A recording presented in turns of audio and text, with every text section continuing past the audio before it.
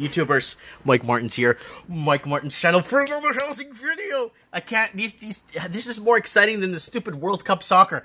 Housing is the talk. It is the thing. It is the greatest discussion blame game of the summer. Here we go.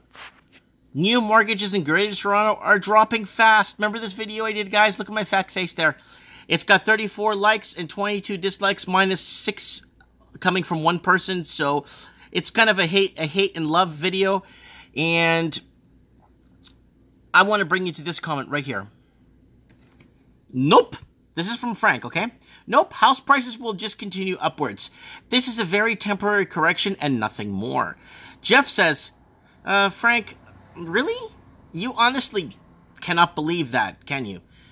The average house in Toronto is $750,000 range. Where do you see it in the next 3 years? $750,000 at 6% interest, 5.9%. Rates are being pushed in Canada. Might have to go up even higher. Bank of Canada rates are pushing higher to help stimulate the economy. So what's going to happen, people? Rates go up, and at 5% right now, 5.6% with TD on a secured fixed rate.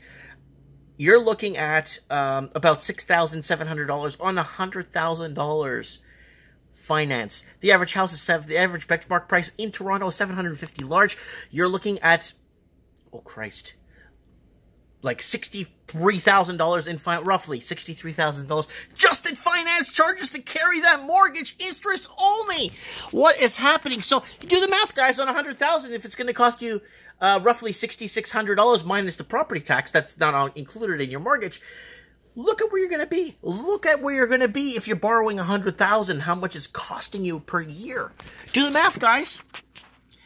Then Frank replies to him and says, supply and demand. More demand than supply. So who... Okay.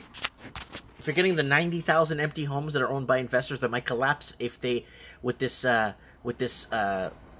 huge grip that China has right now, its capital outflows. I don't know, is anyone paying attention to that?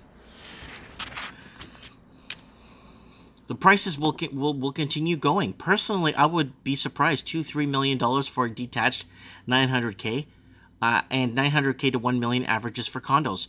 Rents will also never stop increasing. Mass exodus to small towns and everything becomes a ghost town. Plugged highways, the 400 highways. You get on the highway to drive 3 exits. It takes you 2 hours because of everyone going to work in the big city. That's what's happening, people. I was just there and I could vouch for that. So then Charles Ponzi says, I feel sorry for people like you who believe that. Salaries are not going up. How are people supposed to afford that? Afford any of that? Oh, don't be silly. Minimum wage is $11.70, $11.25 now. Oh, maybe if you work maybe 600 hours a week, you could afford that. Let's keep going. Then he replies to Charles to say, exactly. Now that you got it, no one is supposed to be able to afford anything. There is literally not enough houses for people to buy. Buy now, you will regret it. Too much undying demand. Then Jeff O'Toole says, Frank, you're trolling us, are you not? The price run-up we have seen in the past decade is one of, for the record books of Canada and Australia and the UK and New Zealand. If you think that there is an ever bigger pot of money out there willing to push the market higher, God love you. Then Baseline says, watch the latest video by Owen Biglands. In 10 years, Toronto and Vancouver will be only for renters. The rich will own as 600K condos in Toronto will be 1 million.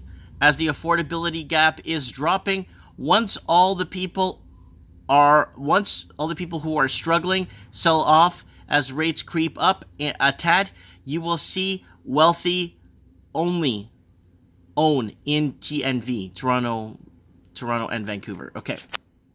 So it's going to be, can Toronto and Vancouver be a playground only for the rich? Yes, it can. But who's going to fix the infrastructure? With no taxpayers in the city, how can the city afford to pick up the basic garbage? They've already cut it to once every 2 weeks or something like that. So how are they going to even do it? How can they do it? So Let's keep going. The Jeff O'Toole says, baseline. Are you serious? I watched that video, and Mr. Big is grasping at straws right now because his M Series lease payment is in the rears. Anyone that believes that everyone believes that guy now is a complete fool. The business of being an agent like him counts on turning many properties every month. He probably has 5 people working for him, counting on salaries. He will say nothing to spur the next sale, which I am sure far and few between. Can the market go higher? Anything is possible, but there is an avalanche of factors that says that it won't. If you feel comfortable buying now, then buy. If the sales volumes continue back to normal averages, then that might be time to get in. Good luck to my friend, but be careful out there. Realtors are not your friends. So let's keep going. Baseline. Right on. Real estate always trends upwards. It's really now or never in terms of buying for a lot of Canadian. Thanks to my property, I'm a millionaire. People are very jealous of homeowners. Extremely jealous. And I don't blame them.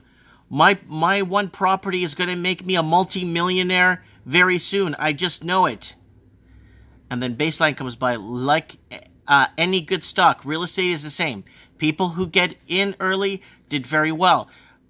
Right now, it's hit a new peak, and by the government trying to tame it, which they are. But long term, it's going to go up. It's going up. Toronto has doubled its price for the last 40 years. Will continue. Maybe. Now that the piece we've seen, I can see $2 million for the average Toronto detached home, $1.5 million for a semi, $1.3 million for a condo by 2028. Steve the Plumber. So Steve the Plumber reins in on this and says, Frank, you are either a realtor or just someone who has bought into the market at the top. You must likely have lost a lot of money so far and will continue to do so as the market correction continues as prices decline. Anyways, guys, I wanted to put this video out there. The comments are on fire here on my channel. I want to thank everyone for contributing. Yes or no, is the market in Toronto going to crash? According to some of the comments here, people are expecting to be multimillionaires from their single property that they own. But what's going to happen to the city's infrastructure when people can't drive 2-3 hours into work anymore because the outside cities, outside the big cities, are getting too expensive? What happens to the people that actually pay the taxes to the cities and property taxes? Where Vancouver, there's so many investor properties that are in arrears with taxes. What's going to happen?